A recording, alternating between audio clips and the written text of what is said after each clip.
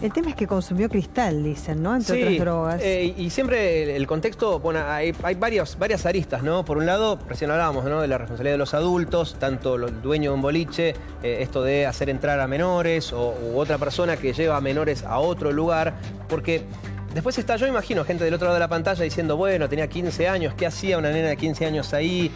Madre, muchos agregan, fue madre de los 13, 14 años. Sí, poniendo en duda la vida de la víctima. Que más allá de que sí, bueno, claramente hubo fallas allí, nadie merece morir tirada en la calle como le pasó a esta chica. Abandonada, que se agarró de una reja y una persona quiso salvarla y no pudo hacer absolutamente nada. Un vaso de agua y se murió. Y más allá de esta situación, que sí, por supuesto, tendrá varias aristas, los adultos tienen que cuidar a los menores, y cuando están así de vulnerables es todo lo contrario a lo que pasó en esta oportunidad. Sí, según daba cuenta una amiga de Rocío, Micaela, de 22 años, a partir de las 5 de la mañana de este boliche Lupe en Villa Devoto, dejan entrar a menores y los menores se entremezclan con los adultos también, y se ve a muchos hombres mayores de edad que están saliendo con menores del boliche, vaya a saber a dónde van. Y este es el caso del supuesto dueño Daniel, llamado El Chueco, que llevó a Rocío, a quien conocía, lo de Walter, que supuestamente dice Micaela que hace mucho que Rocío no lo veía, pero bueno, lo llevó ahí como de alguna manera como si estuviese entregando a esta niña de 15 años. Luis Grach, bienvenido, gracias por estar acá. Para entender un poco mejor, y además Luis Grach, además de ser psicólogo, ¿no es cierto?, conoce mucho el tema de las drogas, porque uno se pregunta, por ejemplo, cristal, ¿qué es cristal y qué efectos tiene? Porque la familia insiste que consumió eso, sí. Entre otras cosas. Primero quiero retomar algo que decías vos respecto de que el problema no es solamente que se trata de una menor, sino que se trata de una menor que está enferma, que es adicta, lo cual lo hace más vulnerable.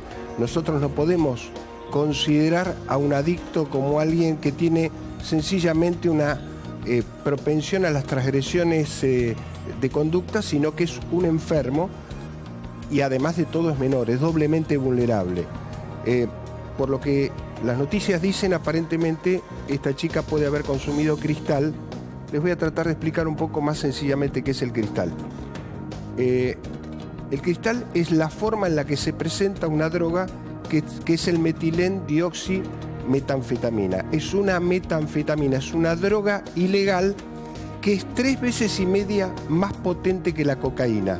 Y es mucho más peligrosa que la cocaína porque el MDMA se puede fabricar en una casa, en un garage, es barata, se hace sobre la base de la efedrina, de pastillas que son antigripales, y tiene un efecto tóxico muy grande y ha tenido una alta divulgación en los últimos años porque es la droga ideal, entre comillas, ninguna droga es ideal, digo ideal en el sentido de que se presta para participar de lo que se llama las fiestas rave por los efectos que tienen este tipo de droga. ¿Qué produce?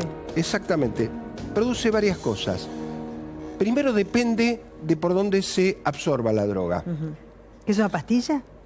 Se puede absorber de diferentes maneras. Los cristales se pueden raspar, se transforman en un polvo, se pueden inhalar con una pajita o como se usa la cocaína, se hace un rollito con un billete, se aspira por vía nasal, se puede fumar, se puede diluir en agua y se puede inyectar, se puede envolver en un papel, en un pequeño papel higiénico, un tisú, una carilina, se come y entonces a eso lo llaman incluso paracaídas. Y las formas más aberrantes de consumir esto muchas veces se diluye en una jeringa sin aguja y se introduce por vía anal como si fuera un medicamento que se absorbe por vía de un enema. El efecto va a tardar de diferente manera según cuál sea la vía en la que se incorpora. Si se incorpora por vía sanguínea, actúa casi inmediatamente, en segundos, produce lo que se llama un rush o un flash y el efecto es muy intenso, a muy corto plazo y dura poco tiempo. En cambio, si la droga se fuma o se ingiere por vía oral, va a tardar el efecto entre 6 y 12 horas. ¿Y cuáles son los efectos? Preguntabas vos, María Belén. Básicamente lo que produce es un estado de ánimo de euforia. ¿Por qué produce esto? Produce esto porque produce cierto efecto en ciertos neurotransmisores del cerebro. O sea, el cerebro funciona en base a que está constituido por ciertas células que se llaman neuronas. Las neuronas se conectan entre sí mediante unas sustancias que se llaman neurotransmisores. ¿Cuáles son los neurotransmisores más comúnmente conocidos? La serotonina, la noradrenalina. Estos medicamentos o estas drogas afectan los neurotransmisores. ¿De qué manera? Producen un aumento violento de un neurotransmisor que se llama serotonina. La serotonina es un neurotransmisor que participa en los estados afectivos. Por ejemplo, los últimos psicofármacos antidepresivos son unos inhibidores selectores de la recaptación de serotonina. O sea, la neurona usa el neurotransmisor, lo recapta y lo vuelve a usar. Al inhibir la recaptación se produce un incremento de serotonina a nivel de la unión de las dos neuronas que se llama sinapsis. Eso mejora la depresión. Ahora, eso es cuando es administrado en bajas dosis, administrado por una persona que lo sabe administrar y bajo la forma de un medicamento. Cuando uno incorpora cristal, tiene una brusca depresión de noradrenalina, con lo cual produce un estado de euforia. Tiene una brusca liberación de noradrenalina, con lo cual aumenta la frecuencia cardíaca, aumenta la presión arterial, produce dilatación de la pupila que se llama midriasis. Es como si uno tuviera un brusco estrés, una brusca inyección de adrenalina en el torrente sanguíneo. Aumenta la liberación de otra sustancia que libera una parte del cerebro que se llama oxitocina, que es la droga del amor. Normalmente... Oxitocina. Oxitocina. Sí, es esa hormona es la que le transmite la madre al hijo durante la lactancia, produce mucho bienestar. Correcto. Uno está con gente que le da placer, correcto, libera oxitocina. Correcto. Por ejemplo, se ha estudiado y se ha visto que la oxitocina se libera después del orgasmo. Es lo que produce la sensación de placer en el abrazo posterior, etcétera, etcétera. Por eso los pacientes que consumen cristal tienen una sensación, se llama la droga empatógena. Es como que se lleva bien con todo el mundo, ama a todo el mundo. Por supuesto, es un amor ficticio, claro. No es un sentimiento real.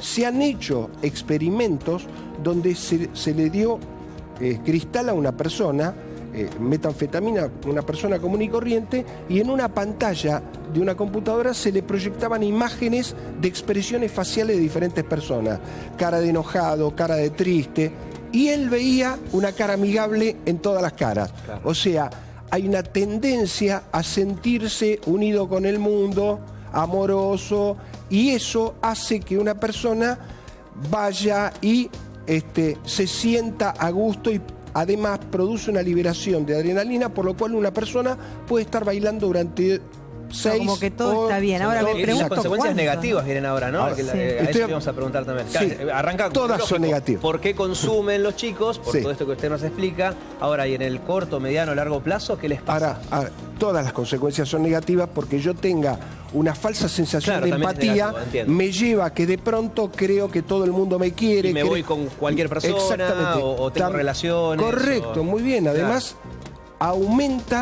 disminuye el apetito, disminuye la necesidad de descanso físico y aumenta muchas veces el apetito sexual. O sea que se dan todas las condiciones para que una persona que está drogado con cristal pueda cometer cosas que en estado sobrio no haría. Entiendo. ¿Cuáles son los efectos secundarios de todo esto que yo les explicaba?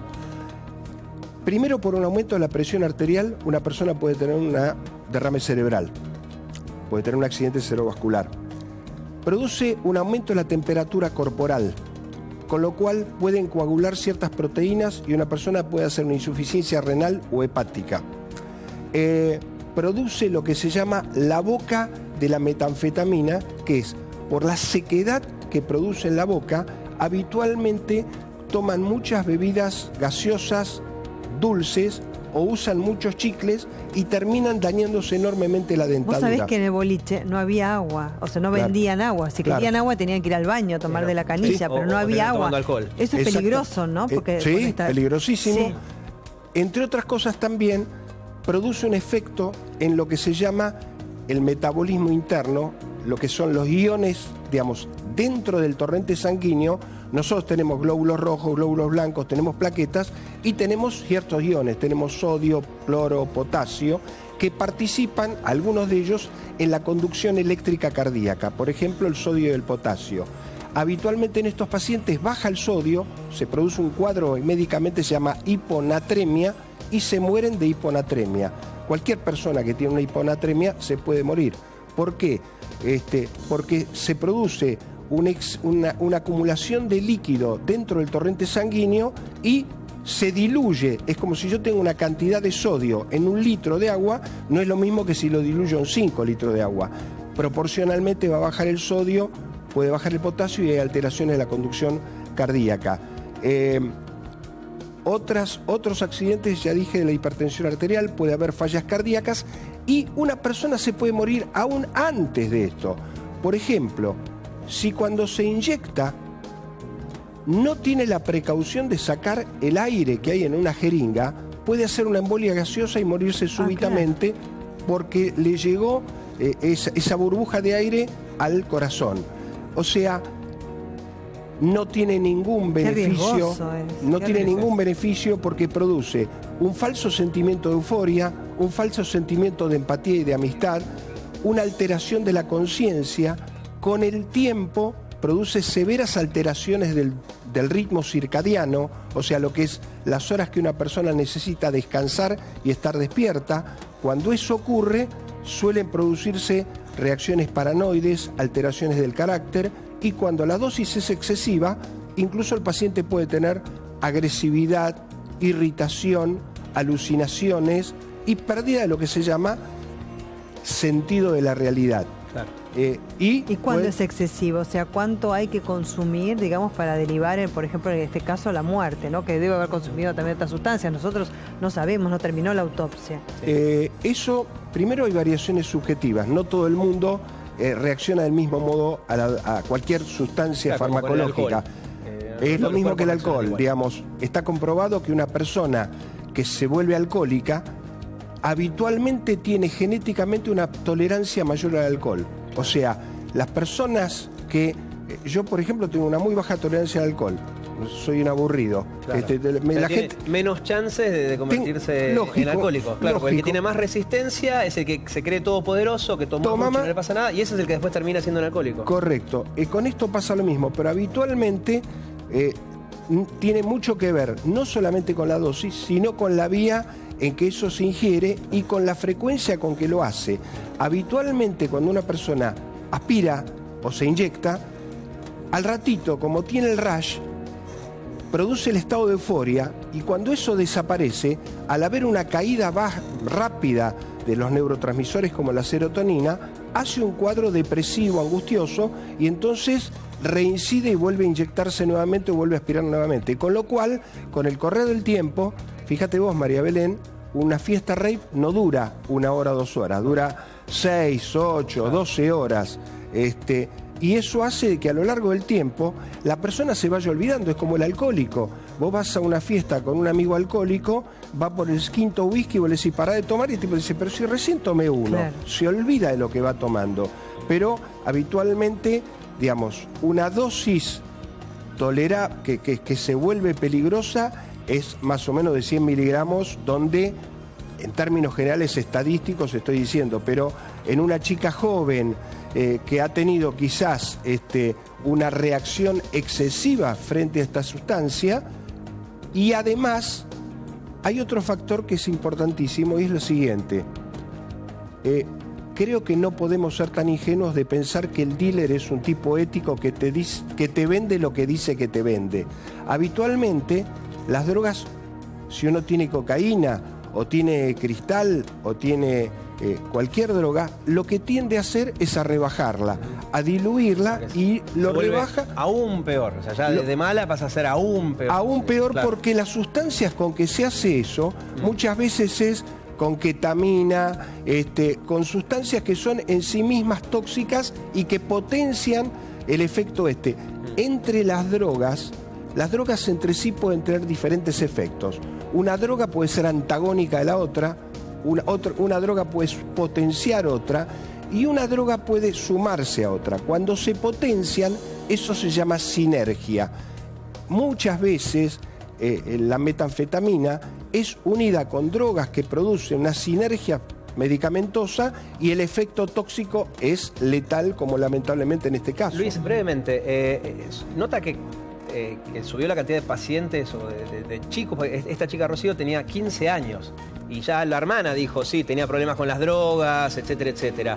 ¿Es común esto? ¿Es una excepción o hay una tendencia en cuanto a los chicos? Ya de por sí es grave que un adulto consuma este tipo de drogas o cualquier tipo de drogas, pero ve cada vez más menores. Lamentablemente uno lo observa en la vida cotidiana y mucho más los que trabajamos en esto, cualquier psicoterapeuta ve que se ha transformado en una cosa casi usual el consumo de alcohol. Hoy en día cualquier adolescente va a una o sea, el preboliche, que significa nos reunimos, consumimos alcohol y llegamos al boliche alcoholizados. Es altísimo el consumo de marihuana.